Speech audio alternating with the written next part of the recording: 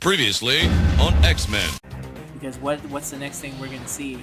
I guess we can go ahead and announce it now. Yeah, you can announce the it next now. ones we're doing are, it's going to be long. I think it's going to take us 3 episodes probably. We're going to be doing the Fox's X-Men series, which I'm excited for because I love the X-Men. I do too. I remember liking a lot of the X-Men. We can finally talk about... I can finally discover for myself, after not watching it for maybe 9 years, is X2 actually good?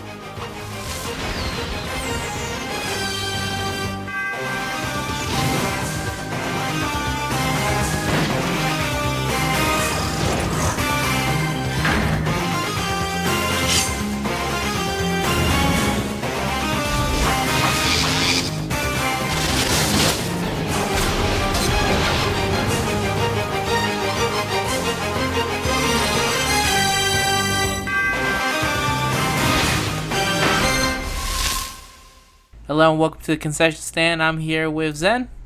Hey! And that's it, because it's just us two. Shades of the modcast opening there. I know, when you're so used to just doing podcast openings, you just do it that way.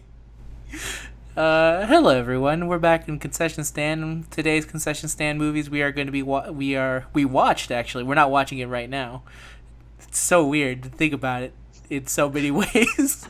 But anyway, we watched the beginning trilogy of X-Men. X-Men 1, That's right. X2, and X-Men 3, The Last Stand?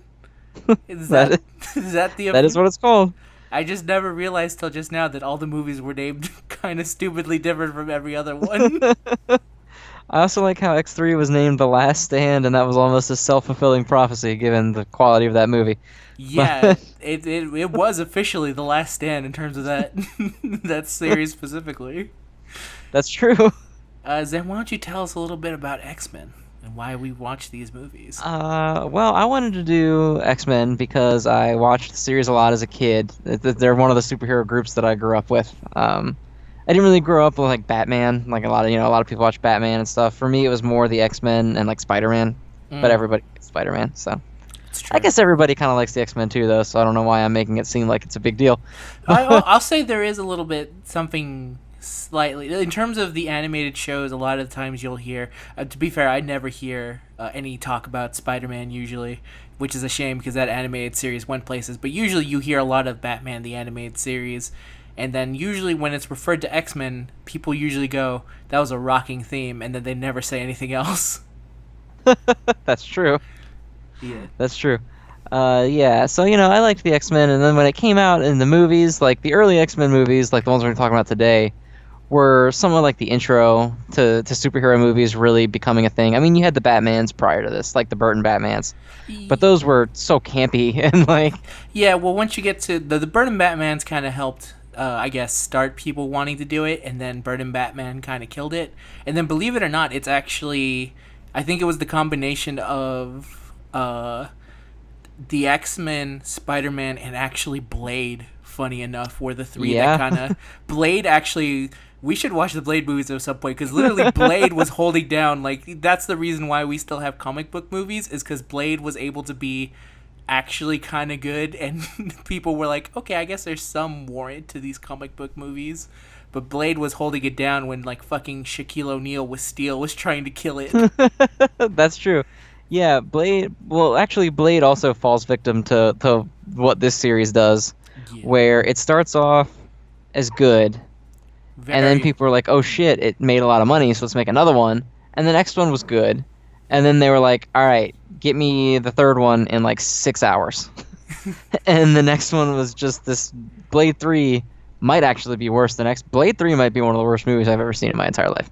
Blade 3 has the fun thing where there's a rumor going around in Blade 3 where Wesley Snipes is actually just a CGI character because he never talks at all in Blade 3.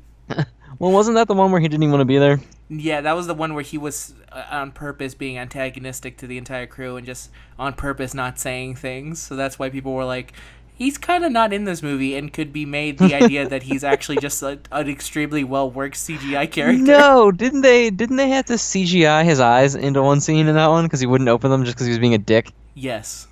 That did happen. Anyway, we're massively off topic. Yeah, we're talking about... Well, there's something special about Blade, but let's go back to X-Men.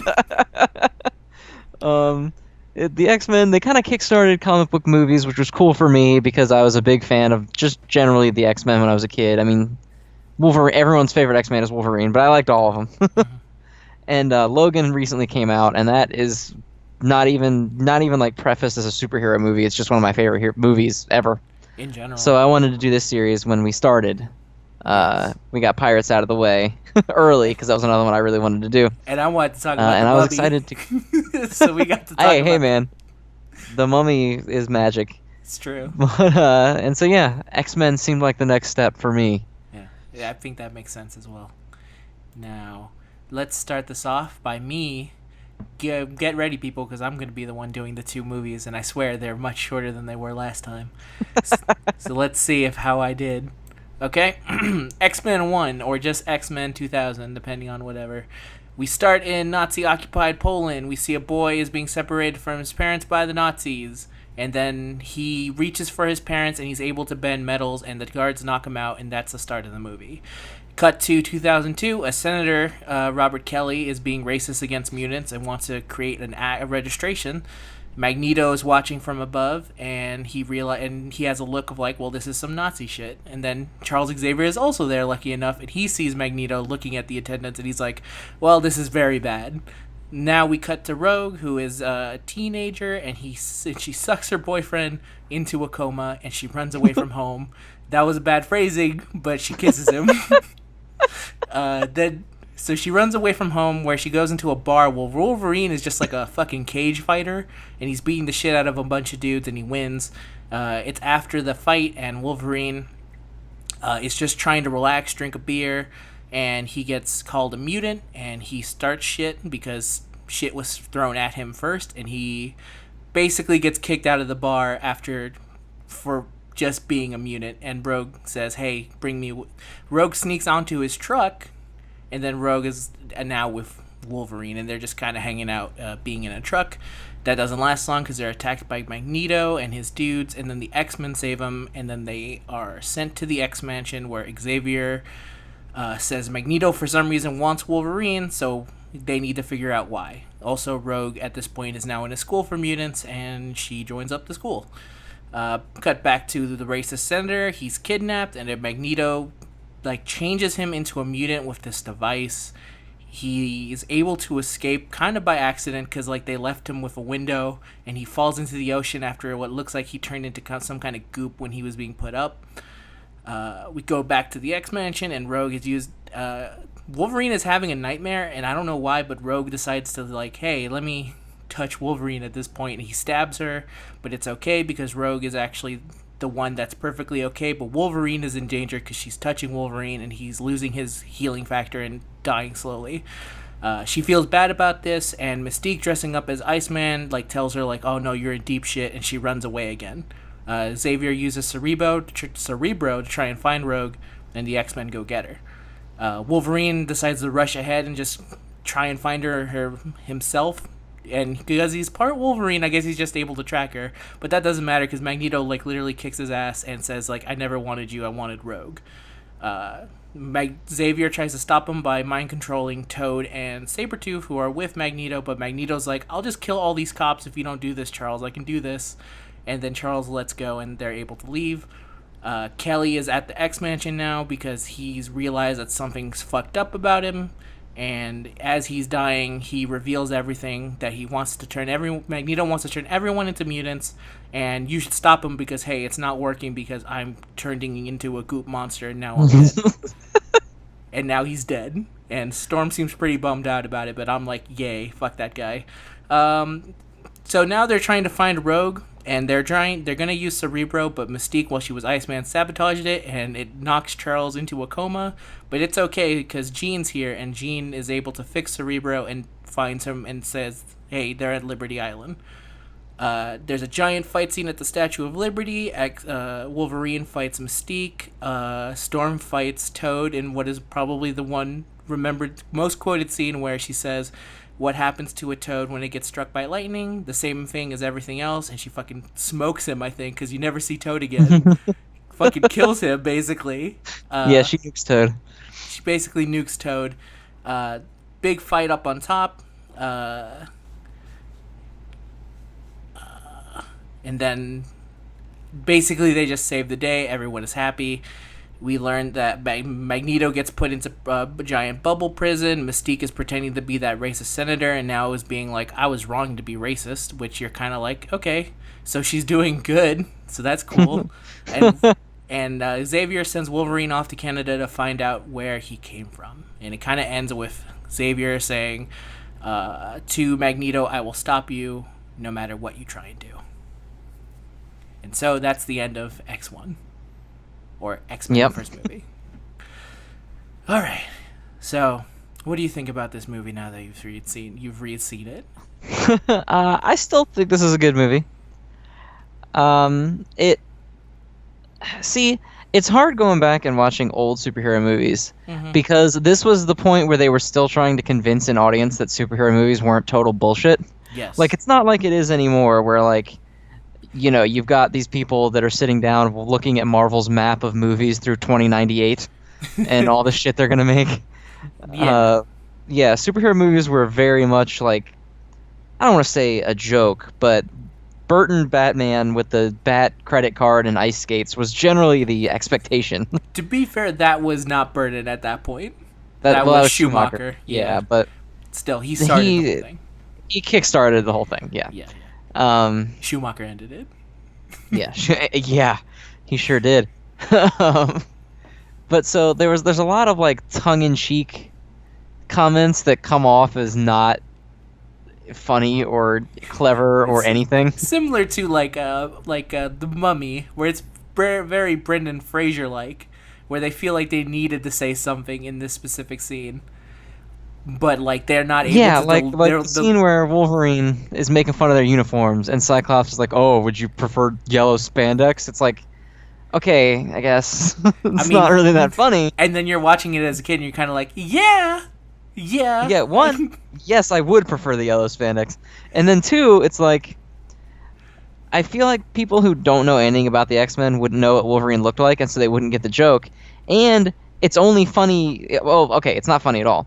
But you only understand it if you have already like read the comics or have seen him in the outfit, and it's a completely retarded thing to just say. Yes. Like no one is like, I don't like my outfit, and you're like, oh, well, would you prefer yellow spandex? Like no one says that shit. So it just came off as a dumbass thing that Cyclops said, like in universe. It's fucking stupid. It is, but that also kind of helps build his character of Cyclops as kind of a dipshit. But yeah, I will say, asshole. You are correct in this because because like superhero movies were just kind of starting up. They had to make their comic book references kind of super obvious. Because I feel like as movies kind of went on, they got a little bit better. Like, to the point now where, like, Marvel doesn't even fucking tell you. Like, if you know comics, you know what the fuck that meant. But if you're anyone else, you're just kind of going, what? I don't understand. Yeah. So this was their kind of way of, like, the person directing it was definitely like, well, we'll throw this in and we'll make it super obvious so they really know. And back then, being a comic book fan, you were kind of like, you took it because it was, again, this or Steel, and you were like, Steel fucking sucks. So this is awesome. Yeah, pretty much. I will say that you are right. Like, comic book movies have trouble kind of being taken seriously. But I will say X-Men is an excellent, like, kind of one to get in because the entire theme of the X-Men is that it's a lot of, like, themes of racism. So when you're looking at it, especially like someone like me who's like Hispanic and dealt with certain shit, you look at the X-Men and you go like, I even agree with Magneto to a certain extent, except for the whole killing part. Right. Because like they're able to, because they're outcasts, you're able to go like, yeah, I want these outcasts to do good. I hate racism too. Right. You can empathize with them a lot because where they're coming from is understandable. Yes, exactly. And Magneto's also an extremely interesting villain to start with because, like, they know for a fact that Magneto is, like, their one trump card because this movie starts with Magneto to show you that this is the kind of shit that he went through. Like, he literally went through, like, the Holocaust. He has the number. He shows that he's not afraid to say, like, I've dealt with Nazis, and I kind of hate people now. And I'm like, you're kind of right, Magneto. Yeah, that's fair, yeah. Yeah, I don't think Magneto's a villain that I don't think there's many, if any, people that necessarily feel like he's not at least vaguely justified for his. Obviously, I don't think trying to murder everyone on the planet is justified. Yes, exactly. But I think distrust and the distrust and the distaste in general is very justified considering what he's been through. Mm-hmm. And he never tries to be. He's never overt like it. He's never like, I guess, an anime villain who's just like, I hate everyone. He's kind of like, He's kind of like approaching it from a kind of intellectual point where he's like, well, I've dealt with this. Can you counter me? Right. Didn't think so. Yeah, and like everyone loves Loki from the MCU, but Loki for the most part, like in the first movie, he had motivation and he was jealous of his brother. Mm-hmm. In Avengers, he's just like, I am evil and I'm gonna use an alien army, and that was it. And that was his whole character. Magneto, because even Magneto doesn't actually in this movie really want to kill everyone. No, that's not really his goal. No, he wants people to join up with him. He wants people to be like him. Right. His specific plan is he's going to use his MacGuffin machine that they don't really explain how it works. Never. But yeah, they don't even try. But he has this machine, and it can turn people into mutants, maybe, because it just makes Senator Kelly dissolve. Yeah, he kind of looks at Kelly and goes like, "Oh, I assume you're one of us now. Excellent. It must work." Yeah, he's like, "It must have worked. It's fine." And he wants to use it only on a small area, which is a gathering of world leaders, and he wants to turn them into mutants so that they won't try to pass any anti-mutant legislation. Mm-hmm. Which, uncool regardless, even if they weren't going to die. Yeah. Still not cool. It's a real, escalation. Yeah. And, Professor X is doing the whole X-Men thing where it's like mutants got to work with people, and it's interesting because, a lot of people know that Martin Luther King and Malcolm X were basically the inspiration for Xavier and Magneto. Yeah, you definitely can see it a lot. Yeah. Yeah. At least early day Malcolm X and Martin Luther King, because I want to say eventually both their views kind of... Eventually Malcolm X, right before he got shot down and killed, was like, okay, I think we can kind of coexist, and then he got shot and killed before he could continue on. They're modeled after probably the more well-known aspects of the two leaders. Yeah. Yeah. How we kind of see them as. Right. And I think the movie does a really good job of not straying from kind of most of the portrayals of the characters. I don't really think any character is poorly portrayed in this movie. No. I'll say the only thing that it still bothers me, and it bothers me once we hit X3, is that this version of Rogue I'm not super into. But at least in the first movie, I could kind of understand and be like, yeah, you're going through some rough shit. And then by the end of it, we'll get to X3 when we get there. But let's just say this version of Rogue is very different from the comic book version because they don't have access to Miss Marvel. So they have no access to Captain Marvel. Mm-hmm. So they kind of have to have her basic Rogue. So you don't get the super powered, I can fly and also punch shit and I'm southern as hell Rogue. You just get, I'm southern and very scared Rogue. Vaguely southern. She tried to be southern. She has accents. It didn't work out. It's funny how this movie is a mix, because some of the performance in this some of the performances in this movie are iconic. Xavier's Professor X. Yeah. Jackman's Wolverine. McKellen's Magneto. These are characters that are going to be... They're famous as all hell today. These are timeless characters at this point. Yeah. And then you have Girl I Don't Know as Rogue, who is just the worst thing ever. Yeah. You have other Girl I Don't Know as Mystique, who pretty much just hisses and talks a little bit. I want to say it's Rebecca Romijn, but I'm not 100% sure on this. I don't know. I legitimately don't know. Yeah. She also kind of doesn't talk that much. There's a reason that Jennifer Lawrence is Mystique now. We'll put it that way. Yeah. Halle Berry as Storm, who is not... She's not bad, but she's not good. She's committed.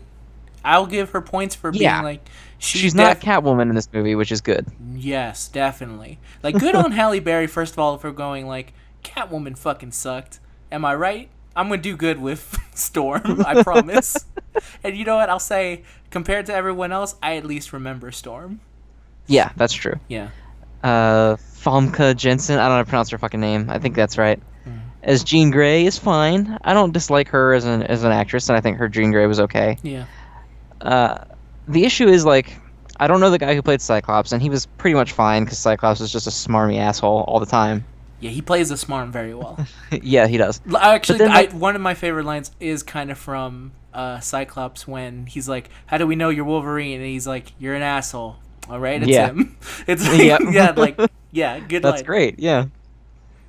But then, like, on the villain side, they kind of struggle for any form of characters, like, whatsoever. Yeah. Because Magneto's there, and Magneto is great, and then everyone else is like they're named characters, and you know who they are, but they don't speak or do it. Like Sabretooth, I think they replaced the actual actor in the later movies. Yeah. Yeah, he's just kind of like a wild animal, and they show this because, again, and actually another good bit when Sabretooth is kind of like, I let him go, and Magneto's obviously pissed. Sabretooth's gonna walk out the cage, and Magneto just kind of locks him in there, and all he does is growl back at him. Yeah, and, like, you know, obviously, if you know the series, you're aware of the general animosity between Wolverine and Sabretooth, which does not come up at all in this movie. Other than, like, they just kind of don't like each other. Well, they just fight a couple times, but like they're on opposite sides of a general conflict, so they're gonna fight regardless. And so I don't know. It just seems like Sabretooth was a strange choice of character. Yeah. I mean, I guess he's famous, but if you're not gonna use him for like Toad is fine because Toad is nothing in anything. It's true. Toad just is. So apparently, the one funny thing about this Toad is that Halle Berry's line, the one where she says, "What happens to Toad when they get hit by electricity?" Is actually something that's supposed to be like a running gag with Toad, because apparently Toad, throughout in the original version, was going around saying, "What happens when this and a Toad interact?" and then he would do something like crazy. But then they cut it because I guess the actor playing him had a very annoying voice. But they kept that line in at the end, so it just comes off. So it makes no sense at all. Yes. So like it made... Also, I feel like an annoying voice would have fit Toad perfectly because it's Toad. Yeah, but they probably didn't want to they wanted people to see this movie again. And that's fair. Yeah, so they were like, man, let's cut the Toad talk. And I actually forgot where I was going. Oh, okay. So, you're kind of weak on villains, but, I mean, Magneto obviously carries, so it's okay. But, like, a lot of this movie is tied up in a lot of, like, exposition that's not necessary, I guess. Yeah, I would say like, they spend a lot of time, like, looking at each other and being like, this is what's now going to happen, so let's go and stop this. Yeah, and a lot of building up, like, characters in a way that's like, maybe it's also because it's been so many years later, like, we get it. Wolverine doesn't know who the fuck he is. Well, yeah, to be fair, this is the first movie. Yes. So you have to do that shit. And I get it. And in essence, you're introducing these characters to a lot of people who don't know what they are. And I think that the thing that is probably the most, like, obvious that it's different from every other hero type movie is that this movie doesn't end with like a post-credit anything, because they didn't actually think that there would maybe be a sequel. That's why it kind of wraps up kind of nicely at the end. It's a complete story. Yeah, you're like, okay, cool. Yeah, pretty much. But yeah, this. But otherwise, I think it's a fine movie. I think it's aged. It's a very aged movie now. Yes. Because superheroes as a phenomenon have caught on so much that when you go back, it's sort of like, what's a good example? Going back and playing something like Ocarina of Time or Final Fantasy VII. Yeah. When these are games that, like let's say you're fucking 15, and your first superhero movie was The Avengers or whatever, or Iron Man. Mm-hmm. And you're like, oh, that was great. And then you go back and you watch this movie, and you're like, oh, it's fucking stupid and, not good. But then when you look at it from us, who, I think my first superhero movie ever was whichever Batman it was where it was Michael Keaton. So either the Batman or Batman Returns? Yeah, I believe it was him and the Joker. Then it's the first Batman. Right. I think that was my first one. And then going through and seeing movies like this and like Spider-Man and Spider-Man 2 were like huge game changers. And it's hard to really explain the impact that has, because you can't adequately explain to someone that, look, I know that now it's kind of campy and the choreography's not very good and it's kind of over the top. But at the time, it changed everything. Yes. Like, I still think maybe the parallel's not the greatest, because I still generally think Ocarina of Time and Final Fantasy VII are looked at as like some of the best games of all time. Let me. I think I got a good one. It's like, let's say you go out and watch Grave of the Fireflies, an excellent Studio Ghibli movie, and then you go like, so this is animation at its finest pistons, and then I tell you, hey, you should see where animation started, and then I show you Gertie the dinosaur, a 5-minute long animation of a dinosaur kind of lifting its legs up and kind of doing a silly dumb little dance, and you go like, I don't understand why the fuck you showed me this dinosaur. This looks stupid and insulting. And I go, but for the time, people were like, that's a fucking dinosaur. And it's animated, it's interacting. Yeah. It's different. Like, or even like just the dawn of 3D gaming in general, where people were like, holy shit, I can move in 4 different directions. Yes. That might be going from the 2D plane to the 3D plane. It's kind of like you forget that there was this whole transition. Like, there was a PS1 controller that didn't have the analog stick. Yeah, it was only a D-pad and the buttons. You have to think about how crazy that shit is now in modern gaming, to think of like, wait, there was a time where people didn't use an analog stick, and you're like, yeah, we just kind of used the buttons. X-Men is the ape escape of movies. Yes, basically. It's the first movie that required you to have your analog sticks. Yes. And that shit was crazy, basically. Mind-blowing. Yes, and I do think this is a genuinely good movie. I'm not like... Because now it kind of sounds like I'm shitting on it. No. I was afraid I do of think it's a genuinely good movie. It's much better than certain other... Let me tell you, as someone who recently watched Spawn, this is a very good movie. Like, yeah. Well crafted. But overall, it's obviously you can't express enough the importance to the genre that this movie had. Yeah. And it's a fun movie. It's a fine movie. Yeah. I will say another thing, if you want to talk about a movie that has trouble explaining things to you, Spawn has the cool thing where it shows you the first 12 minutes, and then 13 minutes in, a narrator comes in and says, so Spawn just hit the scene, and now Spawn is a demon cell. And he basically sums up the last 13 minutes in 1 minute, and then says, what will Spawn do now? And then it cuts to Spawn, and then Spawn is doing something, and it goes back, Spawn has a terrible choice to make. What side will he fall? And I'm like, I can watch the movie. I'm not a toddler. Yeah. I don't know. I'm aware of the things that generally happen around me. Yes. God, Spawn, fucking terrible movie. Let's talk about a good movie. Let's move on to X2. All right, the sequel to X-Men. Yeah. Now, see, this was back. Also, this is. I don't know if this ages me or not, but this was back when a movie came out that had a franchise behind it that was based on a franchise, and it wasn't guaranteed 18 and a half sequels. Yes, that's true. Like, yeah. Like, when Star Wars Episode 1 came out, that shit was a big deal. Yeah, when Star Wars came out, it was called Star Wars. And then they later on had to go back and go like, oh, well, I guess now that this is a trilogy. Yeah. We have to rename it. And like when Phantom Menace came out, that obviously, I'm not going to get into the Phantom Menace, but that was a big deal when that movie came out. And you didn't go, oh man, I'm really excited for the Clone Wars next year. No. Like, you didn't really count on it anymore. And now it's just like, well, I can't wait to see where this plotline goes in 3 months. At best, movies had trilogies. There was 3. Mm-hmm. There was like the Indiana Jones, there was 1, 2, 3, and done. It was Star Wars 1, 2, 3, done. So at best you could ever hope for were 3 movies. So a lot of the times the movies were kind of set up to be 3 movies, basically. Because that's why you'll realize the first one is all about character introduction. The second one is the slightly darker version of everything. Well, actually, it's slightly darker, but then it ends on a cliffhanger that sets up usually the third movie. The only one that doesn't do this is Spider-Man. And Spider-Man is a whole other can of worms. Right. But we'll get into X2. But yeah, it was not expected to get an X2.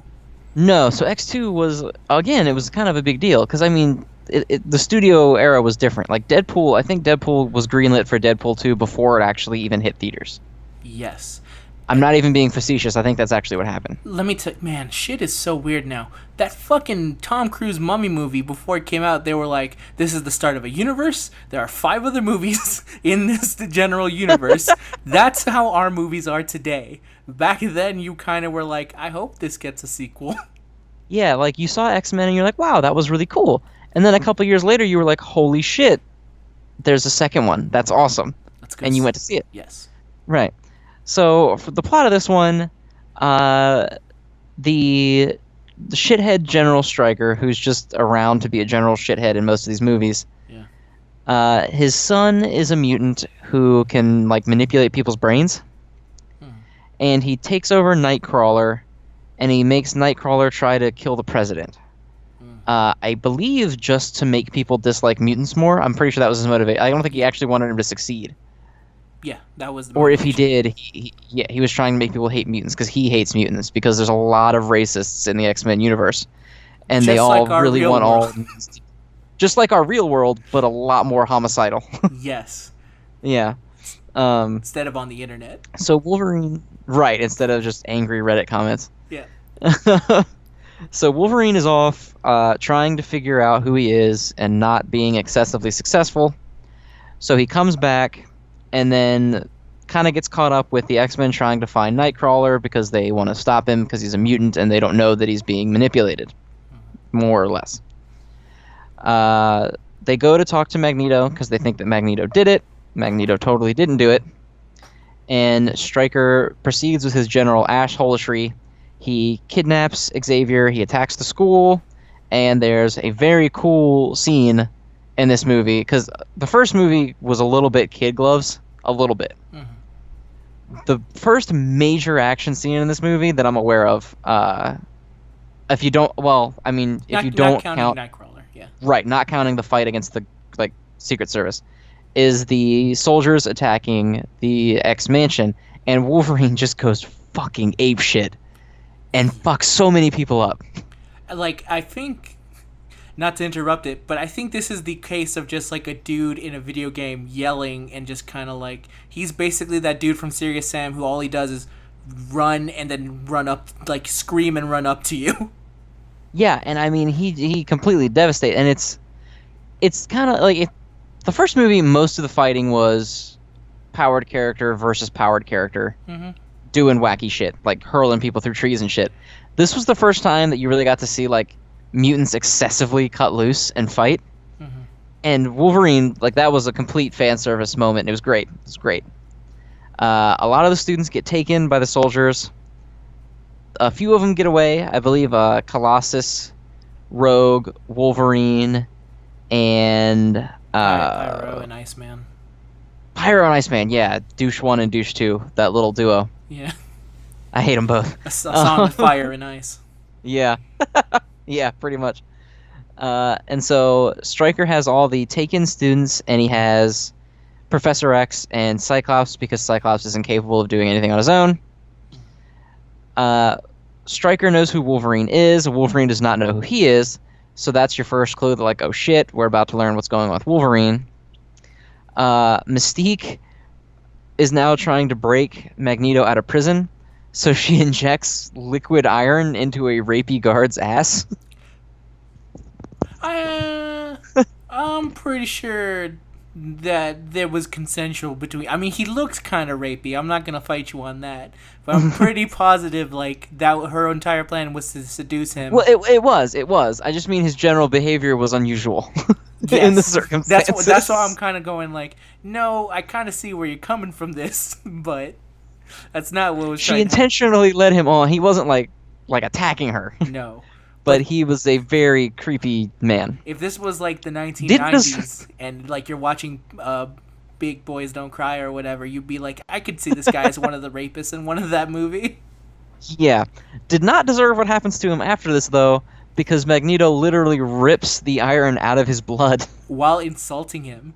While talking shit about him, yeah, because I think he says something like, oh, Did you really think a pretty girl would like you?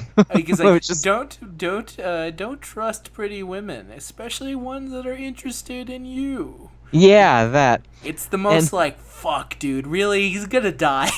Yeah. So he rips all the iron out of his blood, and he uses the iron balls to escape.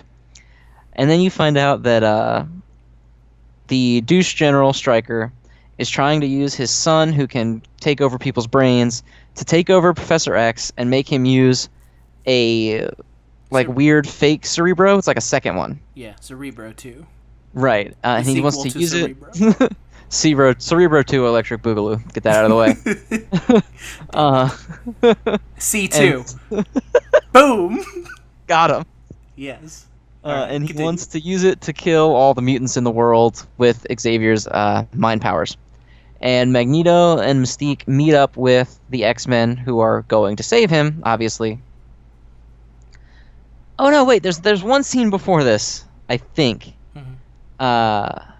Shit, is it before or after where they have the really awkward scene with Iceman's family? Oh shit, it's before.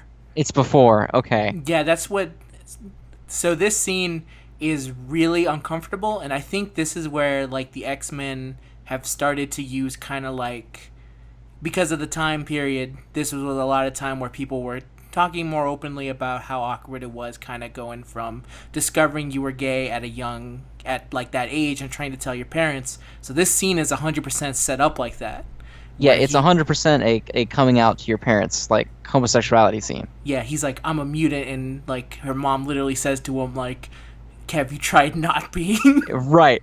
Yeah, have you ever tried not being a mutant? Which, Jesus. Jesus fuck. And yeah. it's kind of when they do stuff like that, and when they use kind of the modern day things of it, those are the things I like most and the things that I think hold up the most. Because you're kind of yeah. Shit, dude, that's kind of rough. Yeah, that's fucking brutal. But it was a good scene. Mm-hmm. Wolverine is understandably pissed off. He has an interaction with a cat. Where he pops his claws on a cat, and the cat licks his claws, which is gross. Yeah. But it's super gross when you think about it. Cats are gross, so it's fine. That's true. And then the police arrive because Iceman's brother calls them because he's afraid of mutants in general, because that's just a thing you do. Yeah. Which, this is more back to the racism point, but X-Men is just kind of general bigotry. Yes. In general. Yeah. Yeah, it's kind of a catch-all for bigotry. So the cops show up, and Wolverine still has his claws out for some reason. And the guy's like, dude, drop the knives. And he says, I can't drop the knives. They're on my hands, instead of just pulling them back into his hands. Yeah.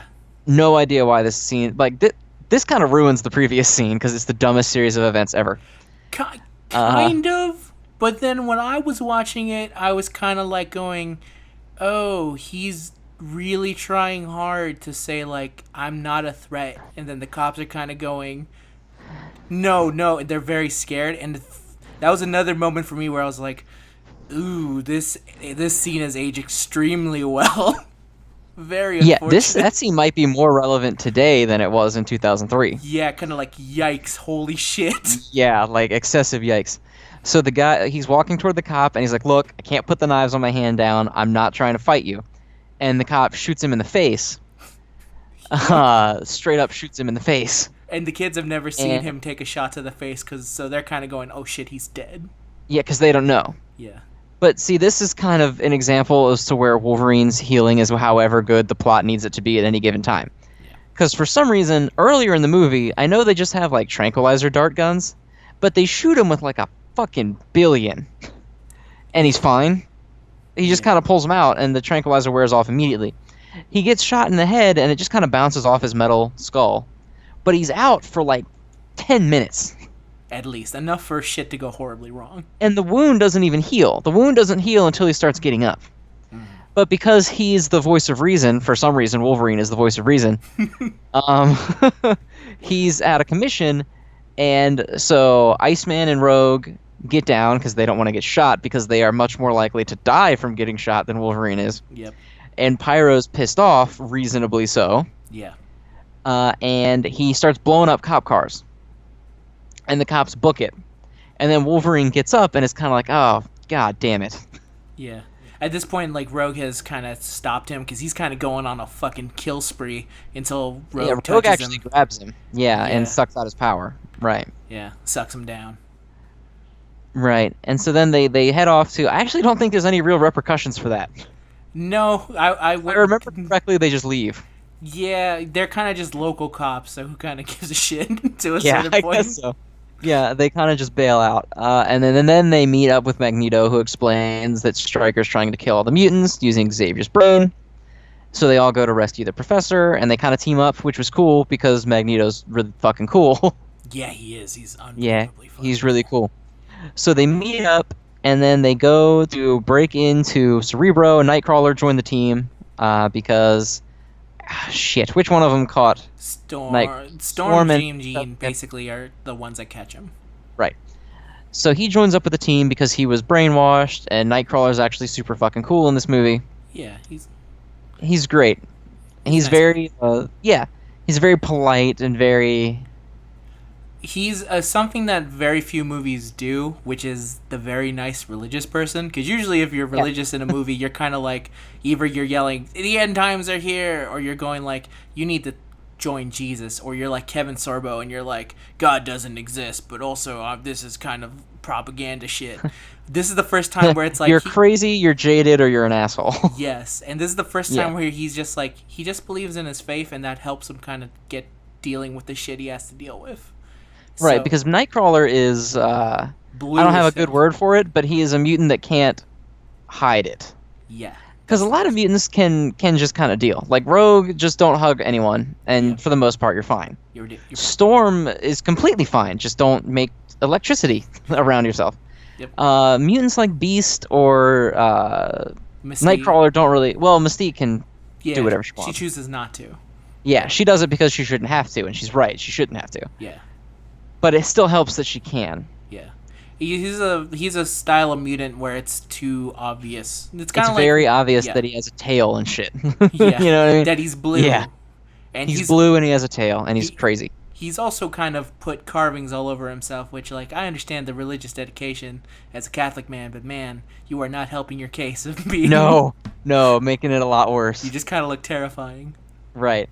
But so they all show up, and they find out that douchebag general, I believe he lobotomized his son? Yeah, he did. Yeah, so that he could control him, because his son was a mutant that would manipulate him and his wife. Mm. And I believe...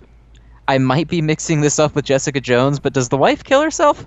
No, that definitely happens. She kills herself by, like, jamming something into her head to stop him from going into her mind. Right, okay, so that does happen. Yeah. I think that happens in Jessica Jones also. I think something like that does happen. Yeah. Because, Purple Man and all that. Right. I didn't remember if I had gotten it right or wrong in this movie. But yeah, so he lobotomizes his son, and I for the most part, I think his son is sort of... I guess it's not where the racism starts, but I guess it makes it worse. Mm-hmm. And so he wants to kill all of them, and he doesn't give a shit about his son, and it's pretty horrifying how he treats his son. Like, his son is in a wheelchair, like... Yeah, he treats him like a weapon. Yeah, it's kind of uncomfortable. Yeah, there's a lot of, like, uncomfy shit in X2. Yeah, X2 is really uncomfortable. Yeah. And they actually... I think they find the base with Magneto... because Jean is able to get from Nightcrawler where the base is out of his memories. Because he doesn't know because he was brainwashed, but Jean's able to pull it out of his brain, basically. Mm-hmm. And then Magneto knows that the guy they're going after is the one who made Wolverine into the metal skeleton Weapon X Wolverine. So they get into the base finally, and they go to rescue Professor X. They kind of split up, where for some reason they agree to let Magneto and Mystique, the only two bad guys, both be the ones in charge of rescuing Professor X, which becomes a major plot point later. Yeah, real kind of dumbass move on the Not a smart decision. Not a smart decision. Not at all. Storm and Nightcrawler rescue the kids, and then Cyclops is possessed by the sun, so Jean fights him to break him out, because they're obviously a thing, of course. She does save him, but I believe that Cyclops blows a hole in the base, which is also a dam. So the whole shit's fucking collapsing, right? So Wolverine is kind of off on his own trying to find the general because he wants to know more about his past. And they're actually... is this the lab where he got the procedure, or is it just a copy? I think it might be. He just might be having flashbacks back to it. They're in an actual thing though, because he's about to fight another adamantium woman. Yeah. In the actual tub where he got the... it's either the tub where he got it or the same kind of thing. Let's just say X2 implies that that's where it happened, and then chances are they've changed it with that other fucking movie later down the line. We'll get there. Eventually. Yeah, so he fights Lady Deathstrike, who is another possessed mutant that is under the control of his lobotomized son. Mystique and Magneto get... I don't actually remember what they do to get the kid to stop controlling Professor X. They do something. So what they do is Mystique turns into a father. Well, the way they do that is what it is. Yeah, that's how they get him to change his mind. But the way they stop him is that Magneto stops Cerebro because he knows how it works. So he's able to stop it without... he can turn it off. Yeah, he can turn it off without hurting Charles. Right, and then Mystique turns into his dad and says to switch the target of the attack to all the regular humans. Mm-hmm. I don't really like this scene, primarily because in the first movie, when they told Magneto, dude, your weapon is killing people, it's not going to make them mutants, they're going to die, he said they were wrong. He wasn't saying like, wahaha, yeah, that's right, I'm going to kill them all. He said, no, it doesn't do that, and you're not going to trick me out of doing it. He doesn't want to kill everyone. And then in this movie, they're like, just fucking kidding. He's gonna fucking murder everybody. It might be because, this might be another case of, I think it's a little bit justified because they kind of show that Magneto was put through some rough shit. Like, he was beat up while in jail, and then he was forced to rat out Charles. So, any, small goodwill he might have had of, saying, no, they should learn to join us, it's kind of been erased by Stryker when he realizes maybe humanity's not worth saving. I guess so. It seems like a departure from Magneto to me. Yeah, from the way this movie sets it up, right. Yeah. So the dam is collapsing after rescuing Cyclops when his blast blows a hole in it.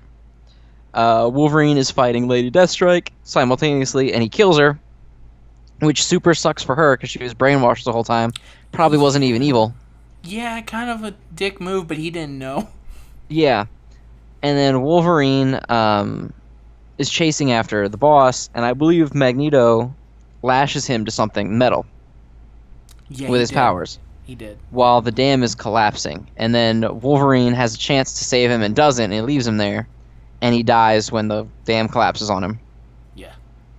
Right. And so then they're escaping the dam. They've rescued the day. I don't know if the crazy son dies. I think he does, doesn't he? They do not go after him. They don't bring him back, right? Yeah, they leave him? Yeah, they leave him back there. Which is fair. He's barely alive. Yeah, kind of. Yeah. Yeah. And so they're escaping from the dam. Magneto and Mystique take one of the helicopters, which I think just belongs to the base. Yeah, and all the X-Men get back to the X-Wing, their plane. At this point, he also, Pyro joins them as well. Yeah, that's right. Pyro, this is the one where I thought it was the next movie, but it's not. This is the one where Pyro kind of just has a moment where he's like, I like your side better, because fuck humans. Yeah. Yeah, and he leaves with them. And then they're on the... I think it's actually called the X-Wing. Yeah, it is the X-Wing. And they're on it, and they're about to leave. And then they're not going to have enough time to get off. So Jean says, all right, I'm going to... She doesn't even say anything. She just kind of leaves to... Well, she doesn't get on the plane. Yeah. Also, no, we were totally wrong about what happens inside Cerebro. Storm is the one that turns it off. No, well, Magneto turns it off beginning, and then she turns it off again later when he's That's everyone. Right, that's right. She makes it There's super cold. two different Cerebro rescues. Yeah. Right. Anyway, two different Cerebro rescues. Magneto doesn't save him, tries to kill all the humans with him, but then Storm saves him. And now they're all escaping, and Jean doesn't get on the plane and instead tells them to leave while she's stopping the giant wall of water with her mind powers. Stryker dies, the son dies, and then it's presumed that Jean is killed holding back the flood while the rest of the X-Men escape. They turn over all the evil military stuff to the government. Xavier's like, dude, we gotta stop doing this. We gotta be friends, please, President. And then, Mr. President. And then they kind of all have their sad remembrance of Jean while they try to go back to normal life. And then we have one of our first, that I'm aware of, sequel hooks, where we go back to the lake where the base was, and we see the shape of the Phoenix under the water. Yeah, just as the movie's kind of ending. Right, as sort of the hook to the next movie. I feel like the sequel hook kind of makes the ending to this movie a little weird. It does, but it's weird to anyone who's like, I guess, like, just in terms of an actual movie, it's kind of like cuts the legs out of like her sacrifice. But I guess they kind of felt like, well, if you knew who Jean was and the fact that the entire time the Phoenix has been kind of going through her, like, you kind of have the idea that, no, Phoenix she would not die from this. She's alive. And so see, I feel like in order to make the Phoenix, they had to write in a way for her to die.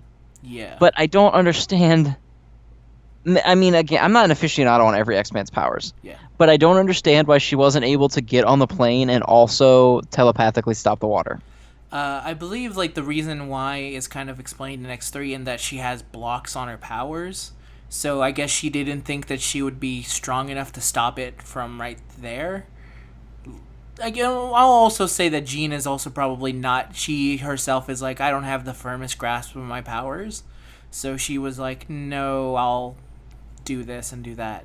It's very weird. It requires a lot of, like, thinking. There's a lot of headcanon involved in why she stayed behind, when the actual answer is... She needed to die. Because she needed to die so we could have the Phoenix for the next movie. Yeah. They even go out as to say, like, her psychic powers are somehow able to stop Nightcrawler from saving her at the last second. Which is kind of like, Jean, if he can save you at the last second, let Nightcrawler fucking save you. Why not? Yeah, why not let him do it? Bamf, motherfucker, other than the fact just that do he it. has, yeah, like, yeah, it's strange. And I guess it's not that big of a deal, but it does feel like if they weren't trying to set up the next movie, they could have handled the situation a little bit better. Mm-hmm. They could have. Definitely. Yeah, but I mean, I don't think it takes that much away from the movie. But that is the plot. So how do you feel about X-Men 2? So a lot of times when I hear X2, it's considered one of the greatest comic book movies of all time. And I will say that saying it on a second time, I do really like this more than the first time. Because when I was a kid, I guess, like, I just was, like, kind of going, like, I don't like it as much as X1. So I don't like X2 at all. Like, there was too much, like, weirdness to me. I was still... By X2, I was, like, going, like, why isn't Rogue better? I was, like, definitely the shitty comic book fan. Right. But now that I'm older and I'm kind of going, like, okay, I'm enjoying a lot of the themes here. I really like what they did with Nightcrawler. And Nightcrawler, like, is a character that I kind of later on in life was like, yeah, Nightcrawler's really fucking cool. He's blue and shit, and he's super religious, and but, like, not in a dick way, and I'm really happy about that. And so I think, like, in terms of the way they do his character specifically, like, out of all the mutants that they newly introduce, like, in other X-Men movies in the future, his is the most, like, one, accurate to his character, and two, extremely well done. And his fight scene is also extremely, like, accurate to his character, because he's just going around bamfing, doing all that. So I definitely see why this movie is a good, like, it's a good template of going, like, this is where kind of what a base sequel should be. It should be better than the first movie in all regards. And I do think that this is better than all of basically X-Men 1. It kind of took what X-Men 1 was starting and some slip-ups here and there, but in general, it kind of does everything better, I think. Yeah, for the most part, I agree. I think I like the dynamic between Magneto and Charles more in the first movie, but you also don't get a whole lot of it in this movie. You don't get this movie. Instead, this movie is a lot of the focus is on Wolverine. Yes. You also get, like, a lot of Magneto and Mystique acting like, well, kind of like when they shit talk Rogue, when they're like laughing and she's like looking at him, and then he goes, "I love what you did with your hair." It's the most like, God damn it, Magneto, why are you being such a dick? Yeah, they kind of just troll the shit out of the X-Men in this movie. Yes, they troll in They're like just kind of assholes to them. Nightcrawler's like, "Tell me." They tell me you can imitate even voices, and then she goes, "Yes, I can imitate even voices." It's like Mystique has been better than all of X1 basically in that one move. And Pretty much, yeah. they're able to do a lot more like singular character building, like even characters that you don't necessarily give a shit about, like Pyro and Iceman. Iceman does kind of have like a kind of heartbreaking moment realizing that he can never go back home. Like his family. Iceman has a pretty good arc in this movie. Yeah, actually, he's done. And Pyro also has like a slightly similar arc where in the beginning he's kind of made fun, like he's messing around with the humans a little bit, but the second they take away his lighter, he's like, not only he knows he can retaliate, but like he's told not to. And so it's kind of seen like, no, you're a mutant, but you shouldn't be a mutant to them. And then Magneto's later on like, no, what?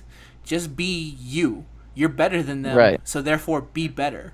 And it's like, yeah, I've kind of never been taught that. I've been kind of told, like, you got to keep it in check. So it makes sense. Like, there's a lot of good, like, singular character stuff, even with, like, except for maybe Cyclops, who kind of gets taken out. So maybe that's another good reason why I like X2. There's significantly... That's a running theme of these movies, is that Cyclops contributes as minimally as possible. Yes. And even Storm, who has, like, kind of a moment with Nightcrawler, where she's definitely kind of going like, he's kind of going like, no, you gotta have faith, right? Otherwise, like, what's kind of the thing? And she's like, listen, dude, I'm all faithed out. And he's like, well, let me tell you a little bit why you should have a little bit more faith. So there's at least a little bit more for Storm. Everyone kind of gets a moment to shine, unless you're Cyclops. Pretty much, yeah. Unless you're Cyclops. I will say this movie is probably the first, because the X1 was pretty even around to everyone. This movie is probably the first one where they realized that they got lightning in a bottle with Hugh Jackman as Wolverine. Yeah. And they definitely shift the story focus toward him a little bit in this movie. They also let Wolverine just be Wolverine more, like you said. He gets the scene where he gets to cut dudes up, and to be fair, after seeing Logan, you kind of go like, how come that guy's head's not completely off? But you deal with it, yeah. You understand, like, no, it's a different time. Yeah, it's a very PG-13 the version Wolverine, but it's still Wolverine. Yes. Interestingly enough, I learned this when I was looking stuff up about this movie after I watched it for the show. The original cut of X2 was actually rated R. Really? It was. They cut stuff out in order to make it PG-13. I don't know what they cut out, but the original cut of X2 was given an R rating. I think that would make sense. I think that they might have maybe they toned down the violence, but as you kind of said through it, a lot of fucked up shit happens in this movie. Like, a lot of just stuff that makes you uncomfortable. Yeah, that's the best way to put it, because it's not like a horror movie where you're like, oh my god, he stuck him on a meat hook. Like, oh my god, they made a human cyclop pod or something. Like, no, they didn't do that. See, and this is another reason why I like the X-Men so much, is that a lot of the issues translate really well into real-world issues. Mm-hmm. Like, mutants issues translate really well into shit that you see in real life. Oh, yeah, definitely. Like, I can't really relate to it, because I don't have any kind of situation like that, obviously. Fair enough. I'm a middle-class, straight, white guy, so I can't say that I identify super great with it. But I have human empathy, so I'm capable of understanding it. At least. Yeah, that scene in Iceman's house is almost hard to watch. Yeah, it is. It is something else, and it's kind of like... for a brief moment, like, obviously Logan notwithstanding, because I was trying for something very different, like, it kind of makes you wish for... like, oh man, I kind of wish they went more in this kind of direction. Like, I would like to see, in theory, what would a X-Men style maybe drama would be more like, where they are like, yeah, I have these powers, but there's not necessarily a huge focus on action. Like, right. That one scene is enough to go like, no, you can do so much more. You just need to like focus on it, but different thing. Yeah. I'm happy for that scene though, because it, again, like you said, it's like, damn, shit. Oh yeah. Great scene. Mm-hmm. Maybe the best scene, one of the best scenes in the movie, at least, if not the best one. I would say, yeah. I will say another scene I really like because, and maybe this is me kind of throwing in a little bit like, oh, obviously they reference this, but that scene at the end when they talk to the president and like Storm's making all the storms happen and Xavier's kind of like putting up, stopping everyone but the president so they can talk alone. It kind of reminds me a little bit of like the ending scene of Freaks, where Freaks at the end is like, oh no, this is where all the people that have been kind of misguided, they're tired of the bullshit and they decide to go like, no, let's fuck them up. But this is a case of like, they're tired of the bullshit, let's try and change the bullshit. How about, I still want to work with you for the time Right, I want to being. be a positive influence. Yeah, so I want to say that maybe in my head canon, I'm like, oh, they're using the ending scene from Freaks where it was a similar situation, but they're using one more towards peace instead of a violent and bloody end like the end of Freaks. But maybe that's all in my head. I cannot confirm or deny if that is the case. That is a good scene, though, Yes. where the lightning storms are happening, and then in the lightning flash, they're all in the Oval Office, Yeah, and he's talking. Yeah. this movie was very well thought out and with a lot of like good scenes that you kind of go like, oh yeah, like every scene is kind of a moment. Like in X1 there's a lot of like kind of bullshit in between. I feel like X2 they kind of helped it up a little bit by going like, well, let's make it just a bit more interesting as time goes on. Yeah, I think a lot of X2, like I mentioned with X1, where a lot of it is like bullshit superhero posturing exposition. Mm-hmm. Of like where it's still borderline like trying to keep the spirit of the 1960s, like, oh, Superman now must go to the Statue of Liberty. Like, this movie doesn't do any of that shit. This movie, it follows where it should go based on the way the narrative is moving. Yeah. And it doesn't bullshit you in the process of trying to do that, which I like. I kind of don't like exposition in general. I feel like exposition should just be done naturally as a result of seeing shit happen on screen. Yeah. It's, Like, if you have to tell me, like, if some character goes, oh, hey, that's my best friend, I don't need to be told that. I want to see them act in a way you should. that makes me, as a viewer, go, oh, those guys are close. Yeah. Yeah. I see what You you know mean. what I mean? Show don't tell. Right. And this movie does a lot of that. Mhm. Like, this movie doesn't have Iceman go, oh, guys, we shouldn't go back to my house because my parents are super racist. We should never, ever go there. No, he It kind instead has... Mhm. I mean, he's uncomfortable with it, of course, because he... Obviously. he's kind of going like, he's doing like something very human, like where when you don't want someone to see how your family is, where you're kind of going Right. like you're not you don't want to say it because you don't want to face that truth. You just kind of want to go like, maybe not, but because of the situation they're in, he's kind of like, yeah, I guess we can go. Yeah, sure. Yeah, it's like the lesser of two evils. Yeah, exactly. But at no point is it like, I don't know, this movie doesn't hold your hand and carry you. It goes the way it needs to go, and it does it in a way that it's not difficult for you to follow along and understand what's happening. Exactly. Yes, I agree with you. It's definitely All right, like that. so let's answer the question. Do you think this is one of the best superhero movies ever? Let's say top 5. I would say top 5. I think that upon seeing it, like some of the themes that they kind of deal with, I still don't see in a lot of modern movies. And I want to say, to be fair to some of the more modern superhero movies, I haven't seen a lot of them, but I feel a lot of them are kind of more going towards like, let's have a lot of fun, let's do this, and I'm perfectly okay with that. But X2 is doing something where it's kind of like, let's tell you a story and we'll have some fun along the way, but also this is the world that they kind of live in. They're dealing with some more stuff that I'm kind of used to and used to seeing. It's kind of Right. like, funny enough, it's kind of like the Marvel TV shows where they're allowed to tell a little bit more stuff like that. Like Right. I see stuff like that in Luke Cage and Jessica Jones. I'm not seeing that in kind of the modern comic book style movies. Yeah, Captain America is not tackling that many social... He's punching A lot of- he's punching Nazis, Yeah. but he's not at every point going like, I condemn your entire way of being. And you can argue the point like he doesn't need to say that. He's Nazis, but hey, I would like him to say it. Right. Yeah, the Marvel movies seem to tackle issues that are I don't want to say that they don't do anything because they do deal with some modern issues, but they kind of tackle issues that aren't controversial. Yeah. Not to say that racism is controversial, because obviously I think it's generally universally accepted that racism is a jackass thing to do. Yeah. But it's also common. Captain America, like, for example, the Winter Soldier, is pretty much a government surveillance spying on you, Big Brother kind of movie. And I can't think of anybody who was like, I don't know, man, I think the government should be able to kill us whenever they want to. You know what I mean? But I do think there's a lot of people who, obviously, they're not great people, but I think there's a lot of people who would see something like the X-Men and be offended at the notion that a character who thinks similarly to them is portrayed negatively. Yeah, I can see that.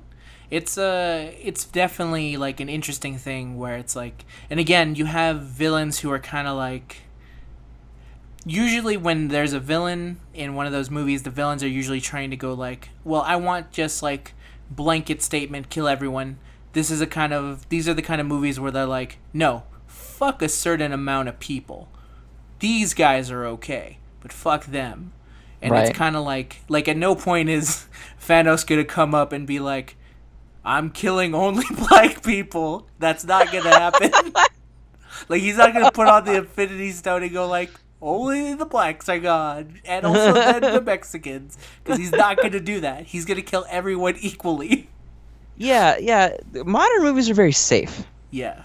Captain America 1, no one's going to be like, well, hey man, the Nazis had a point. Maybe Captain America shouldn't punch as many of them. You know what I mean?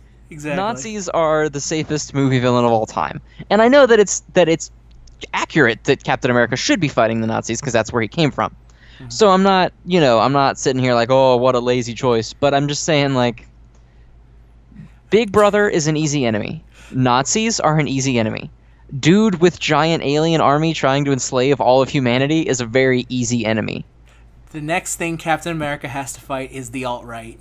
That's where it's like, now the lines are really drawn, because now he's kind of fighting something where there's a large subset of people kind of going like, hey, I think that, you know what I mean? Exactly. Yeah, you're never going to get a movie nowadays, and I don't know that I would necessarily say X-Men would be able to alienate any members of its audience, because it's not obviously over. Like, there's not a bunch of rednecks naked in a truck coming up and being like, what are you doing on the side of the street, mutant?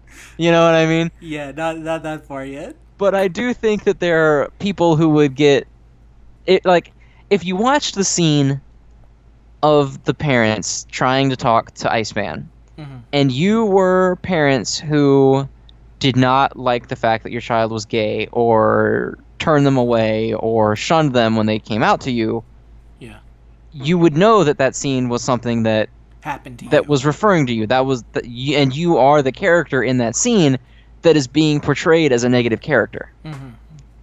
And you're not going to get that in movies, really. And I mean, again, I don't think that very many people out there are like, hooray, bigotry, like, you know, yay, fuck black people. Like, I don't think that there's that many people that, like, there's not enough people that there's going to be online debates as to, is it okay to hate all me? You know what I mean? Yeah. But it's a common enough belief that just interjecting it in your movie and realizing that there's people who will see it and it will make them uncomfortable because of their own beliefs is something that a modern day movie's not going to do. Yeah. And Iron Man's not going to blow up a building in like Harlem and they're going to be like, dude, what the fuck? And he's like, well, if you had better jobs, you'd be able to get a better building and then fly away. You know what I mean? He's not going to do that. Spider-Man's not going to all of a sudden like stop web slinging a certain amount of people. That's just not going to happen. Like, he's going to save everyone. Tony's going to Spider-Man stops working in bad neighborhoods. Exactly. He's suddenly not going over there anymore. Like, there's a lot of things that are, and again, I want to say just to, so we can move on to X3, this is the thing I think that helps sell the point of why I think this is one of the best ones. Again, that Wolverine scene was a scene that back then I was like, okay, I get it. The cops won't stop him. I understand in this situation. And then modern day, I go like, ooh, it's kind of somehow evolved past what it was initially intended to be, or maybe it was that well thought out that it's kind of like It was either before its time or this was an extremely okay. The director had to be thinking like, what would be an extremely shitty thing to do to someone that was trying to be as peaceful as possible. This is it. How can I show this with a character that can also be shot but can come back? That's Wolverine. Right. So. And I do think that it's probably more along the lines of that. Like, no one's saying that police brutality has only existed for, 5 years? Obviously, it's been around for God only knows how long. Yeah, just so go watch Straight Outta Compton. It will show you. Right. Go watch... anything, really. Shit, I can't remember the name of the movie anymore. Spike Lee movie. Oh, Do the Right Thing? No, he has that one. Okay. Do the Right Thing. Do the Right Thing. Yeah. But, like, it's just one of those things where it wasn't... And maybe it's shitty that it wasn't, but it wasn't really a public issue that much back then. Yeah. In 2003, it would come up now and again, but it's not like it is now where the police are sort of under a microscope. Yeah, I'll say that. Definitely. Yeah, sure. And I think that, I mean, whether or not you agree it should be, that's not my point, whoever's listening. The point is that it's making you think at least. Like, that's something that's different from all the other movies where we can all watch Spider-Man and we'll disagree of whether or not we like the scene. This is a thing where this is going beyond what a movie is showing you. This now is entering personal beliefs and now you're kind of going into different directions. Right. I think that's touching cool. on... Yeah, it's touching on beliefs that are unfortunately very common. Mm-hmm. But, I mean... I think it's good that the movie's not afraid to do that. Yeah. And it's also and it lives up to the spirit of the X-Men to do that. Exactly. In terms of the spirit of the X-Men, I think this is a great movie that captures the spirit. Right. Let's move on to X3 before we keep gushing, because I don't think we're going to stop if we don't. I'm mainly gushing because we're now going to be talking about X3, and all the wonderful things that I just mentioned are thrown out the window. Yeah, let's talk about maybe top 3 biggest pitfalls from best movie in maybe the franchise to maybe... The only reason I won't say worst movie in the franchise is because of movie that will not be named that everyone knows I'm talking about. Oh yeah, the movie Joe wants to talk about eventually.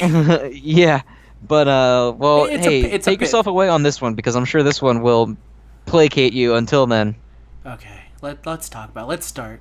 X3, The Last Stand, which I'm pretty sure is... I also want to say to cut out X2 before I talk about X3. X2 was a terrible GBA game. Alright, so X3.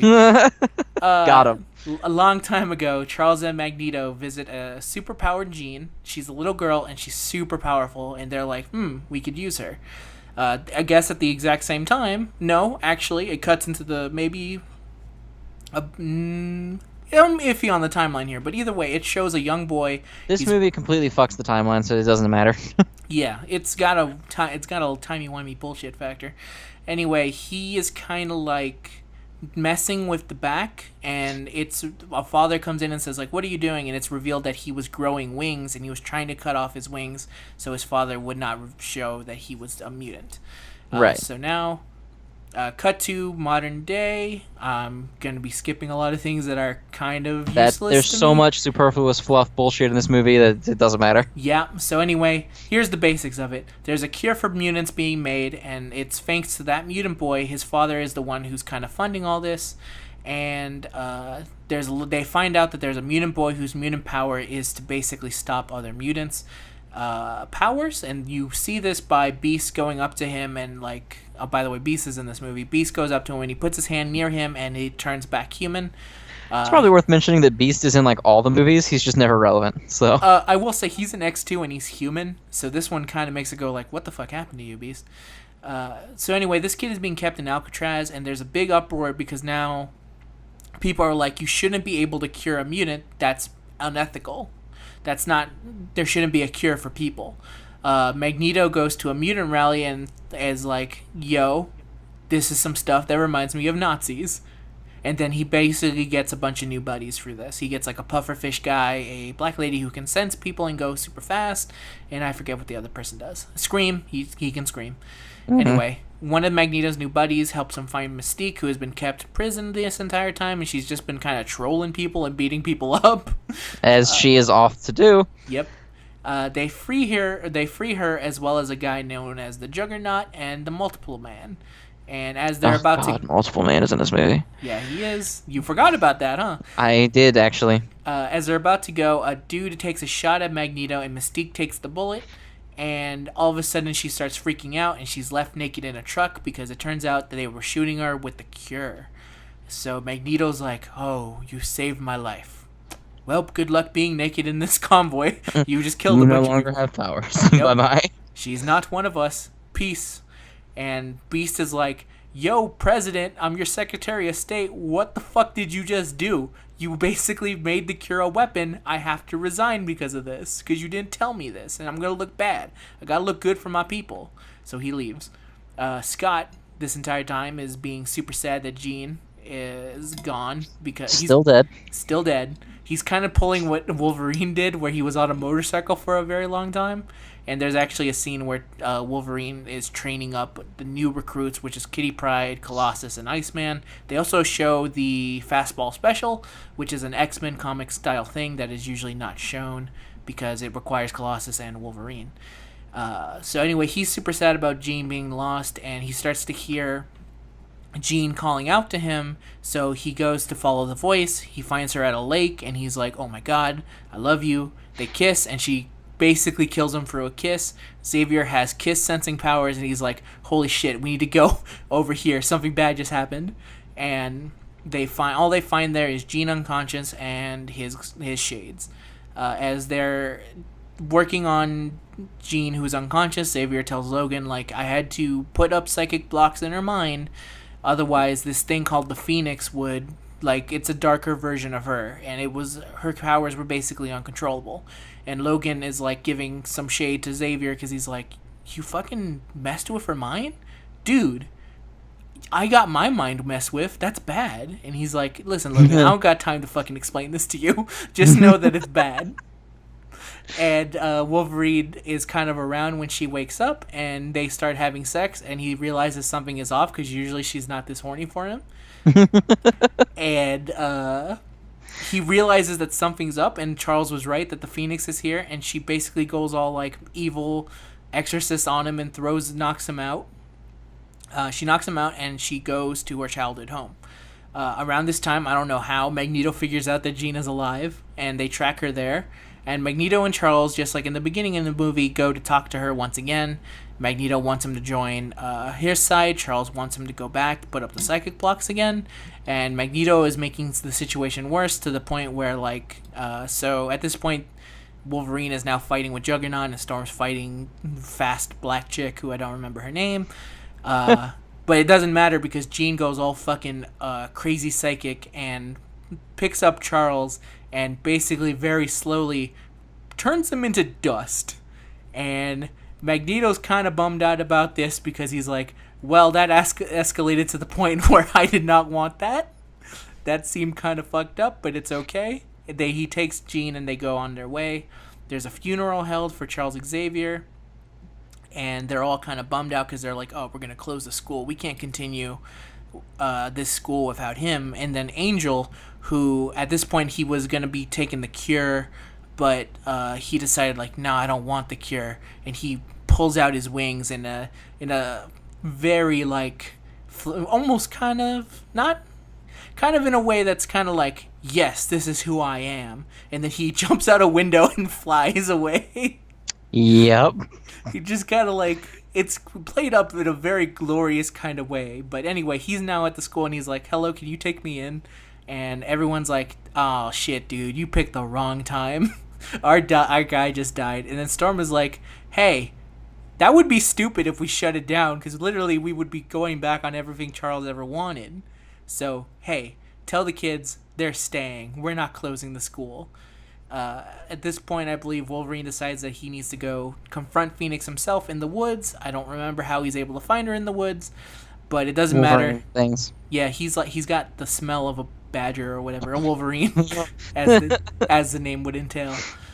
He gets shut down immediately by Magneto because Magneto's like the master of magnets, and Wolverine is made of fucking metal. So he gets easily shut down by Magneto. And Mystique, now human, is very angry that Magneto would just leave her naked behind and decides to like sell out where his location is. So the army is sent there and they get tricked because they're like, oh, we thought there was a bunch of mutants, but it's actually just Multiple Man, and he was there to trick them. And Multiple Man's like, I guess I'm just going back to jail. I'm perfectly okay with this. And so they're like, where the hell's Magneto then? Magneto is now close to Alcatraz. He's like, I'll make a bridge. And so he takes a bridge that is the Golden Gate Bridge that is conveniently right next to it. So he moves an entire bridge to make it easier for all the mutants to go over in a really dick move, because he really could have done this with any metal. He just wanted to kill a bunch of people. So now they're at Alcatraz. All the people have gotten plastic guns because they've realized that Magneto is powerful against anything magnet. So Magneto sends a bunch of mutants out to basically get hit by the cure, because he's like, they're pawns. Let them get hit by it. Let their ammo go down. And just as it seems like all the mutants are going to overrun the army, the X-Men show up and to make their last stand. And we got the most powerful of X-Men. We got Wolverine, we got Beast, we got Kitty Pryde, we got Iceman, and Colossus. Don't ask me where Nightcrawler is. You had to play the X-Men 3 video game to figure that out. I forgot you had to play the game. Yep. To learn very important plot details. Yep. So anyway, Juggernaut is like, I'm going to go kill Jimmy, peace, bye. And he goes fucking running head first, looking for him. And then Kitty Pryde's like, nah, I'm going to stop him. So then we get Juggernaut fighting against Kitty Pryde. And Kitty Pryde tries to stop him by putting him a little bit into the ground. And this is where the most famous line of the movie is said, where he's like, don't you know who I am? I'm the Juggernaut, bitch. And he like flips out and like runs, and he's chasing after her. And then she realizes that this guy's a Looney Tunes villain and I just need to go to the side and he can't touch me. So she does that. And she basically beats him by using the power of the little boy who can stop mutant powers. And she just like Bugs Bunnies him. That's the best way to put it. He runs head first and he just knocks himself out. Yeah, he expects to go through the wall, because he would have if he had his powers, but because the kid is so close, his powers are turned off. Yep. So he knocks himself out on the wall. Yep. And so we get back to the last stand. Beast is like going like, I was a secretary, but now I'm just doing mad fucking flips and shit. I'm Kelsey Grammer. And he's like beating the shit out of a bunch of people, which I kind of like a lot, because it's so fucking weird. Anyway, Wolverine is like, I'm going to go fight Magneto.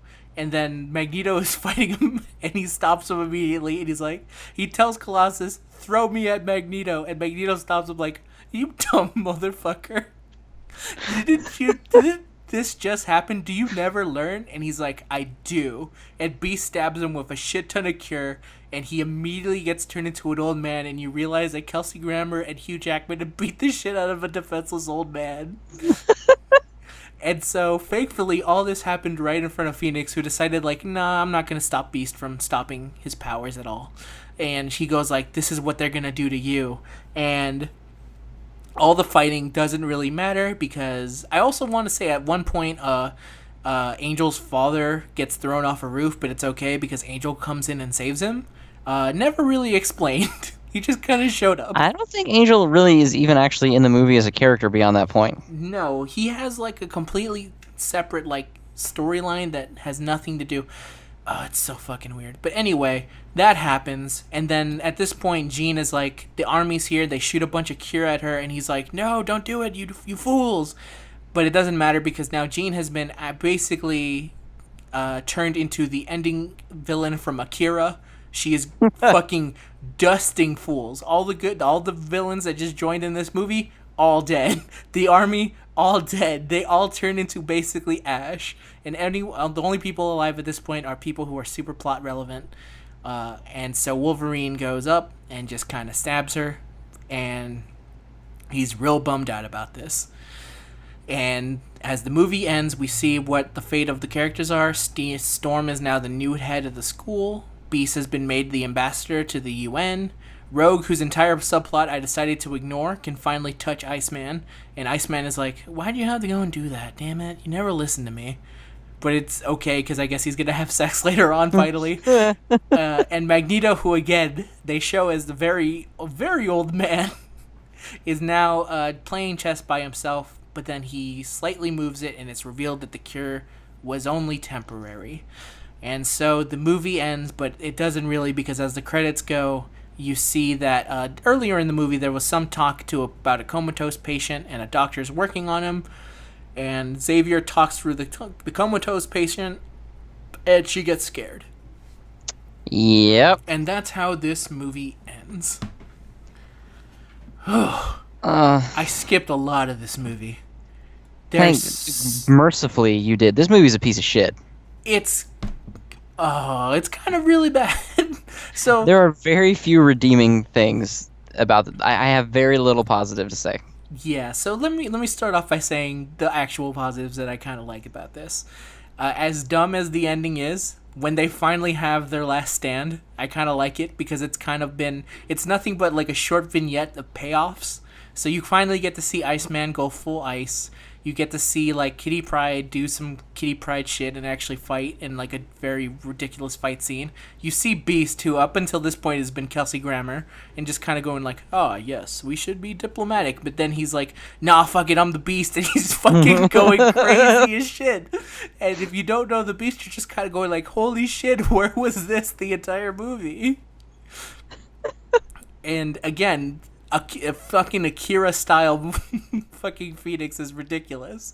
And another point that I like, and I'll say I'm probably one of the few because I constantly get into arguments from Jace from the Mew Mew Force. I like Kelsey Grammer as Beast. I thought that in terms of character that was supposed to be very like sophisticated and a little bit hoity-toity, I thought Kelsey Grammer is the perfect person to kind of show that. So I like him as the Beast a lot. But other than that, this movie is kind of a disaster. Yes. I think the only scene in this movie that I genuinely enjoy is the scene right at the end where Magneto is in the park where he used to play chess with Professor X, but he's sitting at their same table by himself.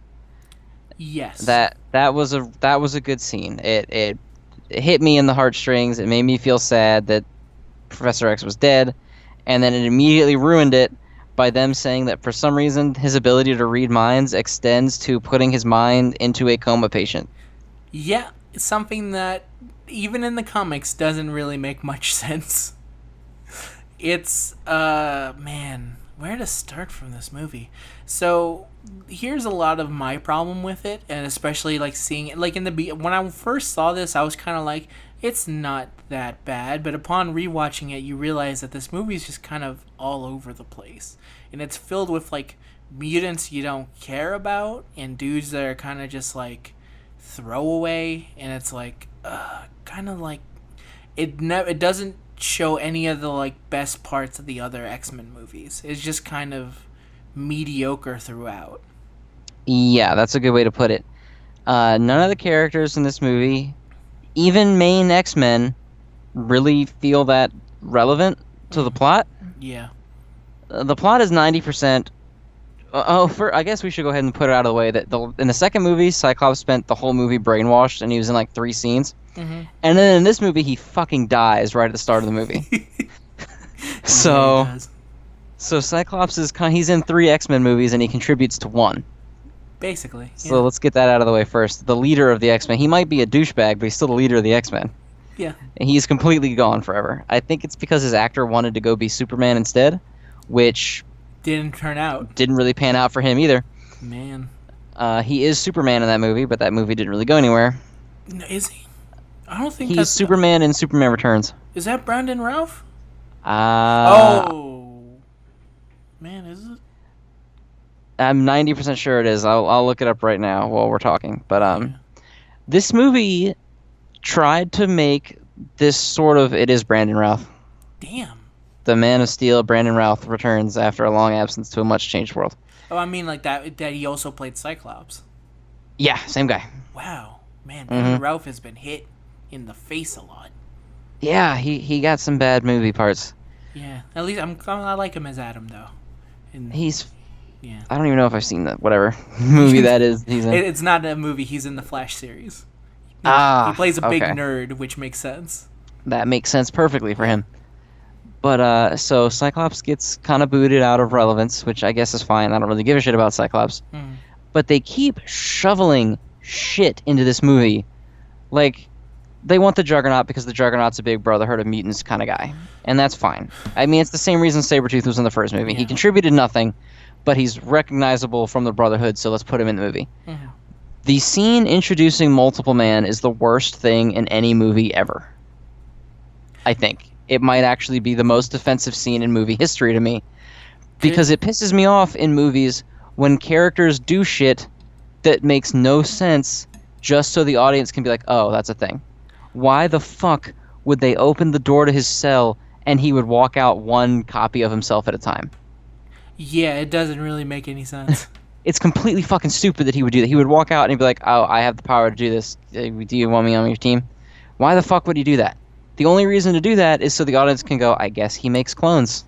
I guess he Naruto's. Who knew the man named Multiple Man can make multiple copies of himself? Yeah, so he like walks out of the door with a shadow clone jutsu shit he does. Yeah.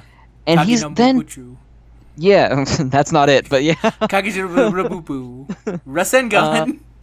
That is one of them. Still not the right one. Chidori. Anyway. 1,000 Years of Pain. At least these are accurate names. Gates open. So no, I'm out. So they recruit him, and then he does like one thing, and then he's gone out of the movie. Yeah. So just write out the scene that he's in because it doesn't fucking matter. No, it doesn't matter at all. Oh, they see it and they're like, oh, he distracted the cops for like 10 minutes. But the cops are still in the finale, so no fucking difference it all happens from his actions. Yeah, and also like there's so little about this character. Am I just to assume that like he would be okay with going back in prison? Like, cause that's his fate. Like he gets busted out, just be put back in. Funnily enough, that's a big complaint I have about Civil War with Ant-Man. Yeah. Whose only motivation seems to be Captain America is a guy I know of from TV. Yep. It kind of can feel like that, especially when Ant-Man, like, in his entire series is like, I don't want to go back. And then I just want to take care of my daughter. And then all of a sudden he's like, actually, if Captain America told me to do it, I guess I'll do it. But at least Ant-Man is a character that has lines and a personality. Yeah, you can at least... Multiple Man is just, like, there on the screen for a couple minutes, doing nothing. Mm-hmm. And, yeah, he's literally just serves no purpose. And, like, as you were talking through the movie and you were saying there were certain bits of the movie that you didn't remember, I was trying to remember them, and I couldn't fucking remember them either. The trio, like... His number 2 trio of his like friends, the bad guys, I have no fucking clue who any of them are. No, they never... Character whose entire power is porcupine quills, I have no fucking clue who that is. Yeah, he kills like the scientist lady, but it's in the most like dumb... Like, the way he kills her makes it go like, your powers make no sense. The only way for you to win is for 1, people not to know what your powers are, and 2, super close range, and you have to hug them. Is that what you're trying to tell me, Quail Man? He hugs her, and then he puffs out his like pufferfish quills and she dies, and it's like, wow, that was really unimpressive. Yes. And then there's the girl who can run fast, and she's fighting Storm, and she kind of has the problem where if you're the Flash, realistically you should never lose a fight, but somehow she's fighting evenly with Storm. Yep. But here's the funny thing, she gets knocked out by a clothesline, and that's it. And that's it for her. And I was kind of like, hell yeah, clotheslines are awesome, but at the same time I was like, god damn it, really? And then, like, they don't establish at all what the Juggernaut's powers are. Mm-hmm. So he's fighting Wolverine, and Wolverine shoves his fucking impenetrable metal claws through his bicep. And he's like, aha, I got you now, Wolverine, now that your claws are stuck in my body. Yeah. He doesn't like, feel any pain from it, and Wolverine's like, what the fuck? And then he just starts beating the shit out of Wolverine. Yeah, so here's another thing that I don't like, is that, 1... Juggernaut isn't a mutant. He's not. In the comics, he's Professor X's brother, isn't that right? Yes, and they might have changed that, but the power comes from the helmet and the jewel. Like, he's got like a gem of name I can't pronounce. A Karafona. Something like that. But that's the thing that makes him like super powered. So when you got godlike powers, okay, it makes sense why this character is able to survive. His mutant power isn't, I'm just really strong, which it seems Now, to be. to be fair, he was in the Brotherhood of Mutants in the comic books. He was a bad Yes. guy in the comics. But even I guess because they thought he was a mutant? I don't know. Well, he joins up with them just simply because he fucking hated Charles. So. Oh, that's right. He just fucking hates his brother. It's classic. Cain and Abel shit. Yes, he hates him so much. And so much to the point, like, his helmet is also similar to Magneto's where you can't use psychic powers on it. But the point still stands that, like, him being made into a mutant just raises a lot of questions of, like, so does he have healing factor? Is he, like, Wolverine? Or what the fuck is his deal? Yeah, he has to have a defined set of powers that makes sense, and he totally doesn't. Yes, he doesn't at all. Because, like the Juggernaut's powers in the comics are when he builds momentum, you can't stop his momentum. Mm-hmm. So he can plow through. That's why, like, when a character like Spider-Man fights him, he has to cut him off from the ability to build up and generate any speed. Yep. And they kind of show that when he's chasing Kitty Pryde and he's bashing through walls and shit. But, like, maybe he's just super strong because he fights Wolverine earlier and none of that is relevant at all. Yeah, it's very flippy-floppy on that idea. And I will also say, in terms of abilities that didn't make any sense, there was a point at the ending fight where Wolverine is fighting a man, and he chops off both of his arms. Oh God, this guy! But it's shown that he can regrow them, and I think he yells something like, "Ha! You can't stop me! I'm unkillable!" And he kicks him in the nuts, and he goes, "Grow those back." And I'm like, wait, if this guy could be easily taken out by a nut shot, I think losing your arms would be enough power for you to go like, no, this hurts. Okay, let's assume that kicking him in, that he can still feel pain. He should feel his arms getting cut off, which apparently he doesn't. Yes. But based on his power set, is there a reason that only his dick is unprotected? No, yeah, it's a good question. Why didn't Wolverine try to cut off his dick? If you can hack his arms off and they just regenerate immediately, is there a reason why kicking him in the nuts? Let's say you fucking shattered his nuts and they're destroyed forever. Yeah. Is there a reason they wouldn't just fix themselves like the rest of his body? Yeah, so if you were to hit him in the arm, would he feel that? But if you chopped it off, he'd be like... Yeah, what if you broke his arm? In a much better movie, he would have immediately stabbed him in the nuts. And then he would have said, grow those back, and moved on. But I think that would have given him an R rating. Also, let's be realistic here that this is a grown-ass man, and kicking him in the nuts should not incapacitate him for the entirety of a war, basically, that's going on. I mean, even wrestlers are able to, like, take at least one nut shot, and then you have to do the finishing move. Like, he should have given him a nut shot, and then, like, given him an uppercut, unless, like, Wolverine's kicks are, like, so dynamically powerful that... Well, I'm assuming that it hurts more because his bones are metal. Oh. I'll give it that. Oh, shit. Actually, now that you brought that in, that must have actually, that makes sense. If I got hit in the nuts so hard by like a metal with adamantium? Yes. The strongest substance in the earth? Excuse me, I'm going to call off from work. I don't want to get up anymore. That's fair, I guess. And like, okay, 90% of the characters in this movie, we already brought this up, but I want to bring it up again because it pisses me off this much. 90% of the characters in this movie do fucking nothing. And 99.999% of the villains are nameless thugs there to fucking die. Yes. Remember when Wolverine is running through the woods to get to Jean and he's just fucking murdering all these people? And are they military or mutants? They're mutants. They're Magneto's little rally. Yeah. And I guess the movie at least tries to tell you, like, oh no, these guys are weak, but still, they're not doing anything like... What's their mutant power? Like, I got an extra toe or something? Like, yeah. Why? And like, I'm not saying you have to explain everyone's mutant abilities. I do want to know why Magneto needed to get someone who tried to fight Wolverine with a wooden baseball bat. Like, maybe just don't recruit that guy. Yeah. But either way, you don't have to explain everyone's power, but you don't have to have all these red shirts for Wolverine to cut down in the most pointless action scene of all time. That wastes my fucking time. Yeah. Especially when, at the end of the day, he just kind of listens to their meeting, and Magneto's like, by the way, I have the power to just launch you into the sun. Yeah, so stop fucking coming around my shit. Yes. Like, there's one guy that he's fighting whose power is basically exactly the same as name I can't remember, even though I like this character from Naruto. He can use his bones as weapons. Oh, Kimimaro or something? Kimimaro, that's it. So he keeps pulling his fucking bones out of his hand and throwing them at Wolverine, and Wolverine keeps blocking him. But he's running directly at Wolverine, which is the stupidest fucking thing anyone's ever done, ever in anything. Wolverine has blades attached to his hands, and the only possible way that he can kill you is if he fucking stabs you with them. And he rushes right at Wolverine to die. And that's the motivation of 90% of this movie's villains is, well, I'm here to die. Yeah, basically. They came and they were like, we have to stop the cure. And it's funny because at one point in the movie I thought, wouldn't this be funny if they were actually just super against the ban, the cure? Because they don't have like an actual like name for... They're so lazy, they can't even come up for a name for their goddamn medicine. Yeah, it's just the cure. It's the cure. So I keep thinking, like, obviously they hate Robert Smith and they're ready to take him down. But yeah, just name your fucking shit, anything. Zombrex, That's just more shit, something. like... Yeah, whatever. Doesn't and matter. Then, another thing, why the fuck is Angel in this movie? What does he do? Ever?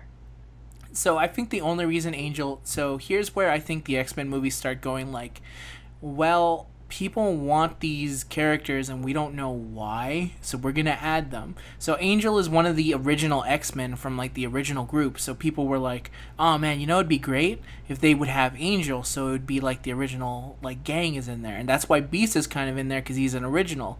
What they don't realize is that people who want Angel don't want you to fucking like have Angel have a sub-story. Don't fucking rogue him. We don't want Rogue. You've given us a shitty Rogue. Yeah, so Angel, I think the only scenes he has in this movie are when he's a little kid, cutting his wings off. Yeah. When he leaves his father to try to join the X-Men, and they're like, we don't have time for you right now. Which pretty much sums up the whole movie. We just really don't have time for all these extra characters right now. Yeah. We have other shit going on. And then when his father falls or is thrown off of something, and then he catches him and flies. And that's fucking it. That's all he does. Like, at no point does he go like, sorry, father, I must join them. He's kind of just like, Dad, let's run away together.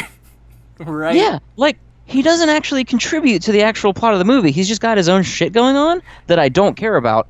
And he only operates in the scope of that minor shit that he's doing. Like, why even give him lines when you got someone like Colossus who... And I want to say they maybe didn't give Colossus lines because...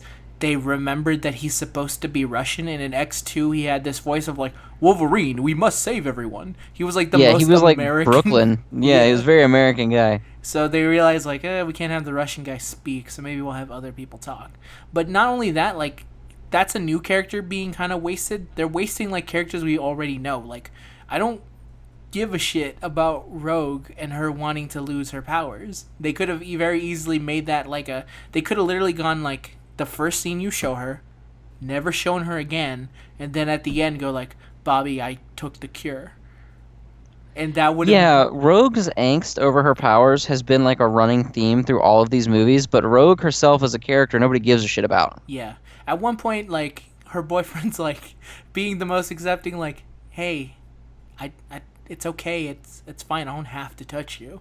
And she's like, listen, man, you're a dude. You obviously want to fuck this. And I was like, first of all, as a man, I'm very insulted that you would say this about a relationship. Not all. Some. Not all. Get your shit straight. You have the one dude who is extremely fucking I think this might be the only guy on the planet who is literally like, we can just not, ever. And it's cool. I just want to be with you. Is that enough? And she's like, no, I need you inside me now. Also, is there a reason they couldn't, even with her powers? Does there have to be a certain level of thickness to a condom before it counts as not touching? I guess maybe she's Catholic, and she's like, I don't believe in condoms. I'm just saying that this movie... That's another good example of just some stupid shit where this movie is like trying to create conflict where there's not any. Yeah, I would actually like it if like, there's one way, there's that way, and then I just realized like, oh, this would be bad for a lot of reasons. He has the power to just put ice all over himself. It's shown that Colossus can touch Rogue when he's metal, and she doesn't affect him because that's not his natural skin. She needs skin. So if he were to just be a giant ice man... I don't know that would work out the way that you're... I'm just saying, like, well, here's the problem, because once that guy needs to, like, finish, he's going to have to shoot it out, and it's going to get caught. So he has to quickly pull out and just, like... Would Rogue drain the life out of the semen? No, I don't. Again, skin. Semen is not skin. Science has showed us. I guess it's true. It has. These are the questions that are important to ask. Exactly. But anyway, like, there's about 565 characters in this movie, and there's about 685 plot lines in this movie, and none of them are good. But at least one of them is like the overarching goal of the movie, and it would have been nice if they spent more than like 10% of the movie actually addressing the problem. Yes. And here's another thing that also kind of makes you mad if you are a fan of the comics. Phoenix is a character that I was like, this is kind of the end-all be-all for the X-Men. Like, the Fantastic Four has Galactus, and Spider-Man has... I can't actually think of what would be an end-all be-all for Spider-Man, but you get my point. Venom, more or less, is his, like... Venom. So there's this character who in the series is just known like, no, this is the ultimate badass. And that's Dark Phoenix, a character who literally blew up an entire planet of plant-like people at one point. So, pretty much just to do it, too. Yes. Like, Phoenix is literally the most destructive thing in the entire planet, to the point Phoenix is such a big deal in the comics that there's a crossover between the X-Men and the Avengers literally about whether or not what they're going to do about it, because it's coming back. Yes, the Phoenix Force is something that is 100% like the ultimate force of destruction, and it's treated here like a, like kind of like they, when it's destructive, they just show that like okay, it's powerful, but like at no point should Jean have any problem fighting Wolverine. This movie should have ended with Jean terminating herself. Because it made me angry, because at one point they say Jean is the only level 5 mutant in the entire world. That means no other mutant should compare to her. So why the fuck does Wolverine, a man whose power is literally, I stab at you and I can heal, able to take down this level 5 who should in theory be able to like fly the fuck away and not be touched? Yeah, it's a little weird that, I guess their point is like, oh, Wolverine's healing is so good that he can heal while she's trying to kill him. But, like, I guess she's, like, holding back. Because at one point, the real Jean comes out and she's like, you gotta kill me, because otherwise I'm gonna be a Phoenix again. Yeah. And he kills her. But that's just some shit you have to do in a way that the audience understands what the fuck you're doing. Yeah, so here's another thing that's a good example of it, because I think they handle it well in Avengers with Mark Ruffalo, where that's the kind of same idea that I think they should be going for, because in it, Mark Ruffalo, they ask, like, he says basically, I tried to kill myself, and then the guy, like, I shot myself in the mouth, and then the big guy spit out the bullet. That's the kind of dynamic I wanted, is that, like, yes, Jean still exists in there, but then, like, there's this other malignant force inside her who's like, nope, I'm much stronger than you, and this ain't gonna happen. So right. I wanted the story to basically be like Jean being able to overpower it for a second and her seeing that she needed to be the one to end it. Not Wolverine going like, I have to stab her. Like, no, I don't want that, because I think it would have been better for Jean to be like, no, I've become a monster and I need to stop it because I'm the only one that can, because I'm the only one powerful enough. Otherwise, you just make the most powerful mutant in the entire world look like a guy who can, like, is very much human and can lose by being stabbed. Yeah, the actual defeat of Phoenix scene is that she is standing completely still while Wolverine slowly trudges up to her over the course of, I think the scene probably takes about 3 to 4 minutes. It does. Where she's just kind of dissolving, like, a little bit of him, and then he's healing, and then she's doing it again, standing completely still, and then he slowly walks up to her, and then he just kind of stabs her in the gut. And that's it. Imagine for just a minute, right, that, let's say, the final battle between Luke and Darth Vader is on the Death Star. Mm-hmm. And Vader's looking at Luke, and he's, like, force pushing him a little bit. Not that much, and not enough to, like, actually stop him from moving, but just a little bit. And then Luke is like, walking over to him, and then he's like, sorry, Dad, and then he stabs him immediately, and that's it. And that's the confrontation they've been building up toward the entire movie. Yep. And that's kind of how it feels like. And the funny thing is that this sort of scene is kind of redone in First Class, but done much better. Like, are you talking about Shaw? Yes, like the ending of Yes. Shaw is a much better version of this because it's the same kind of idea of like this is something that's being done very slowly, but it's shown But that it like, actually makes sense. yes, it makes 100% sense, and they're able to show you like, oh no, some. We'll get to it when we get to it, but yeah, just know that I think like there is a way to show like this kind of scene, but they did the most laziest version of it, and that's Yeah. what this movie kind of feels like. Is it's a lazy X-Men film? Yeah, and like first off, all of that shit we talked about in 2 about, taking bold and risky choices, none of that is in this. No. I guess you could say like, oh, the cure, but like there's no pray away the gay camp that offers injections to make you straight. Yeah. You know what I mean? Now, to be fair, there are entire groups of people who try and like gay camps that try and stop you from being gay. Like there are things like that, and people unfortunately still do use that kind of things, and that is something that they could totally do. But like that's not like at all what they're going for. It's they're using shades of it, but using it in like an illogical way. Like what if there was a movie that came out and it was like, hey everyone, what if we made a cure for gay? And it's like this is borderline offensive. This is Yeah. not well thought out at all. This Yeah, is it's not- insulting. Instead of like a real world issue that the other 2 movies used, Mm-hmm. this movie is just like people really do not like the mutants, huh? Yeah. And that's it. And then Magneto's like, hey, fuck you, buddy. I'm gonna make an army that he's able to get pretty easily. Yeah. And all the conflict of this movie feels completely irrelevant because all the people fighting each other, like one of them just stomps the shit out of the other one the entire time they fight. Yeah. And there's Every also, scene that Wolverine is in is either him completely fucking murdering a dude or Magneto like sidelining him immediately. Yep. It happens There's- multiple times in this movie. Yeah, it does. And to be fair, it's always been kind of stated in the others, but they don't overdo it that much. Like in this one, it really makes it feel like Wolverine. Come on, buddy, Yeah, like you gotta stop that shit. stop it. Like no matter how many times we do this, this is gonna be the end result. And another thing is that I want to say this is also the movie that at one point Magneto shows a video of like you have to not release this cure or else, and it's films very similar to like a Osama bin Laden style, like I'm in a cave somewhere and I must talk to the American people. And Yeah. it's like, fuck, dude, this is rough. Yeah, it's just really...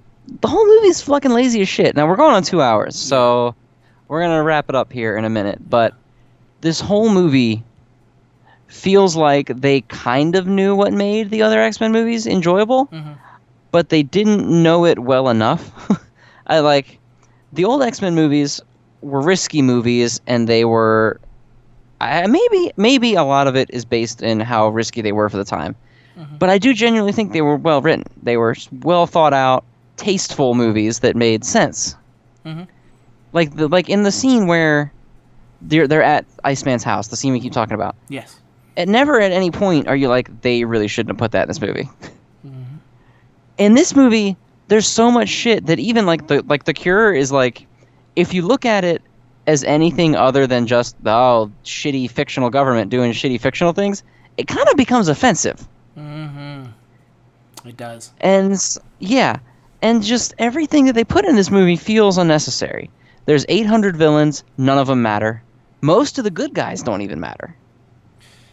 Yeah, and then there's a lot of just like, I want to say tearing down of characters. There's also maybe, I'll say, the smallest hints of misogyny, because again, Rogue's entire thing is like, I want my boyfriend to touch me, and then Mystique's is I can't be boned, so I'm useless. I don't wish to live in the no-bone zone, and Mystique's entire thing is that, oh, she's a woman scorned, Magneto, finger point. It's like, come on, dude.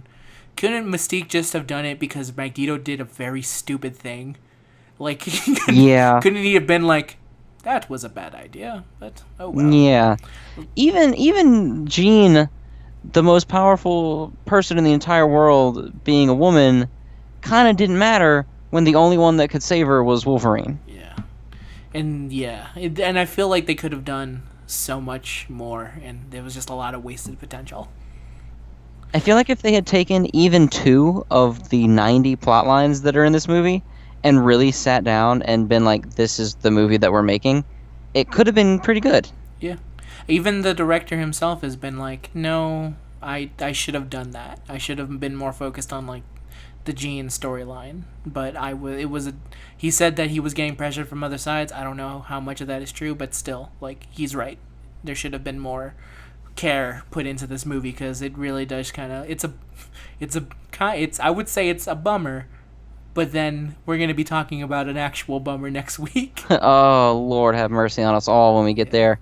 I guess we'll stop it now because now we're just kind of ranting about how shitty that movie is, and I think at this point everyone knows that's pretty much one of the worst movies, just straight up movies ever, especially one of the worst superhero movies ever. To me, this movie is George Clooney Batman level bad. But not as fun campy. Yeah, you don't even get the funny aspects. It's just bad. Because let me tell you, Jason the Mew Force will gladly defend to you Batman and Robin. But he will not defend X-Men 3 The Last Stand. Yeah, this it's just... Yeah, it's a lot. Everyone knows it's one of the worst movies ever. Yeah.